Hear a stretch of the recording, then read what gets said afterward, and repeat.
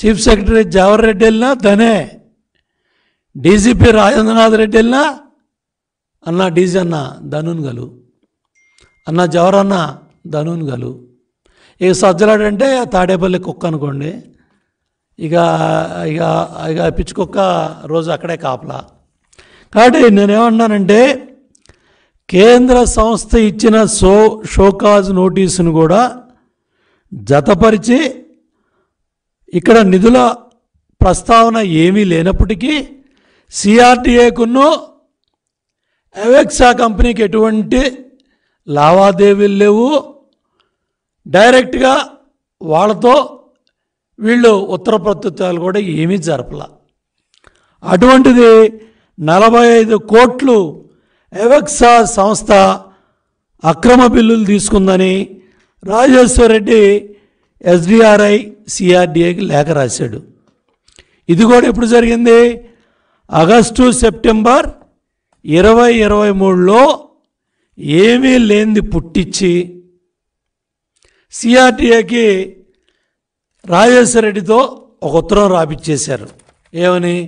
45 కోట్లు నిధులు అవెక్సా సంస్థ తీసేసుకుందని.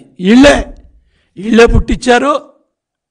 సిఆర్డీఏకును శరత్ కంపెనీ అవెక్సాకి డైరెక్ట్గా ఎటువంటి లావాదేవీలు లేవు. అక్కడ సిఆర్డీఏలో పనిచేసే సంస్థలు వేరు. ఇక్కడ ట్విస్ట్ ఏంటంటే జగన్ రెడ్డి, ఎందుకంటే సూట్ కేస్ కంపెనీలు బాబు కదా, విజయసాయి రెడ్డి, జగన్ రెడ్డి ఈ సూట్ కేస్ కంపెనీలతో, కలకత్తా కంపెనీలతో తప్పుడు పనులన్నీ చేసి 38 క్రిమినల్ కేసుల్లో ఇరుక్కొని బెయిల్ మీద ఉంటూ దొంగ అంటున్నాడు. ఇది మన కర్మ, ఇదే రాష్ట్రానికి వచ్చిన కర్మ.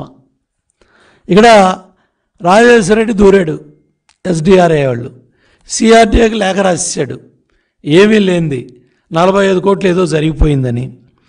తర్వాత ఫస్ట్ లిస్ట్లో పాపం పత్తిపాటి పుల్లారావు గారి పేరు చంద్రబాబు నాయుడు గారు అనౌన్స్ చేశారు.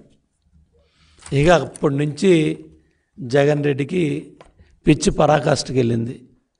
నేను ఇంత బెదిరించాను, నేను నోటీసులు ఇచ్చాను, సిఆర్డీఏకి ఉత్తరాలు రాశాను, ఆల్రెడీ నారాయణ సంస్థల మీద ఫిబ్రవరి నుంచి మొదటి వారం నుంచి